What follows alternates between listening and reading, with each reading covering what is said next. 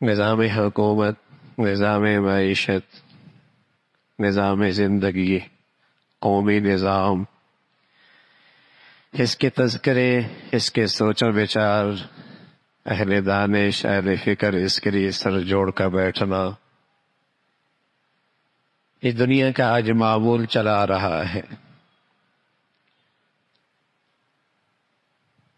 ایک اور نظام ہے، گھریلو نظام، خاندانی نظام۔ یہ محفوظ بھی ہو، مضبوط بھی ہو۔ گھر کا نظام، خاندان کا نظام مضبوط بھی ہو، محفوظ بھی ہو۔ سارا معاشی نظام کی بنیاد یہ ہے کہ کس فضا میں اس نسل کی پرورش ہوئی ہے۔ مشینیں خود نہیں چلا کرتی، پرزے خود نہیں ہلا کرتے، بازار خود بخود نہیں چلا کرتے۔ زندگی کی گاڑی چلانے کے لیے یہ دیکھا جاتا ہے کہ آنے والی نسل کس ماحول کی پیداوار ہے۔ گھر ساری سوسائٹی کی بنیاد ہے۔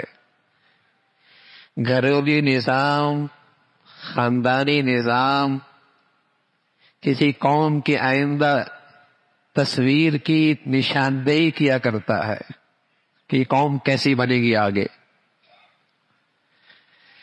گھر کا نظام، خاندانی نظام محفوظ ہو، مضبوط ہو، اس پر مضبوط معاشرہ کھڑا ہوا کرتا۔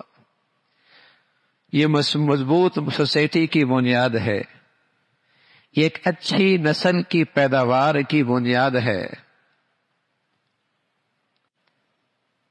بس اوقات ہم سوچتے ہیں ہمارا نظام معیشت، نظام آباشی، نظام سیاست اور بازار کا نظام اور ہمارے علاج معالجے کا نظام ٹھیک ہو جائے، ہاں کبھی اللہ کرے کوئی دانشور، سمجھ بوجھ رکھنے والے، قوم کے سچے خیر خواہ اس پر بھی سر جوڑ کے بیٹھیں کہ ہمارا نظام زندگی، ہمارا گھریلو نظام کیسے ٹھیک ہو۔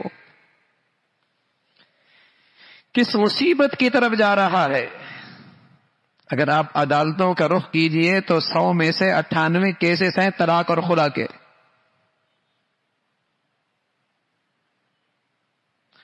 100 میں سے 98% کیسز طلاق اور خلا کے ہیں۔ یہ رکھنا نہیں چاہتا، وہ رہنا نہیں چاہتی۔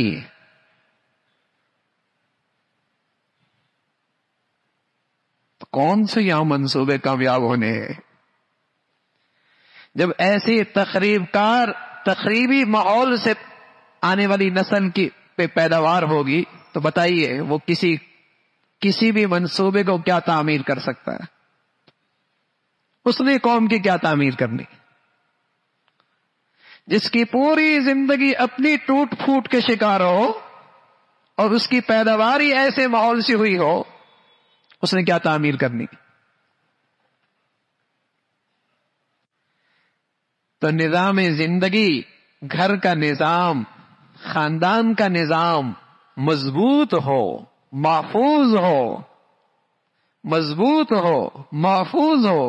اپنی بچیوں کا گھریلو زندگی، اپنے نوجوانوں کی گھریلو زندگی صحیح بنیادوں پہ کھڑا کرنا چاہتے ہیں تو پھر اپنے بچوں میں اور اپنی بچیوں میں شرم و حیا کا جوہر پیدا کریں۔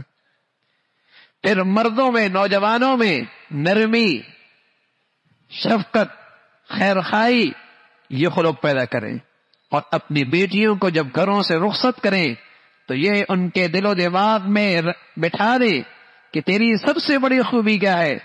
تیرے شوہر کے تیرے دل میں احترام ہو اور اس کی اطاعت اور فرما برداری یہ تیری سب سے بڑی عبادت ہے، یہ تیری سب سے بڑی عبادت ہے۔ جہاں مرد کی طرف سے شفقت ہوگی، عورت کی طرف سے اطاعت ہوگی اور شرم و حیا اس گھر کا حسن ہوگا، وہ گھر دنیا کی جنت ہوگی، وہ دنیا کی جنت ہوگی۔ اور اللہ نہ کرے بیوی نافرمان اور سرکش ہو اور مرد غسیلہ اور تشدد کرتا ہو اور شرم و حیا کا جوہر وہاں یا نایاب ہو، تو جہنم کے لیے مرنا ضروری نہیں، یہ دنیا کی جہنم بھی اس کے لیے کافی ہو جاتی۔ پھر مرنا ضروری نہیں جہنم کے لیے، یہ دنیا کی جہنم بھی کافی ہو جاتی۔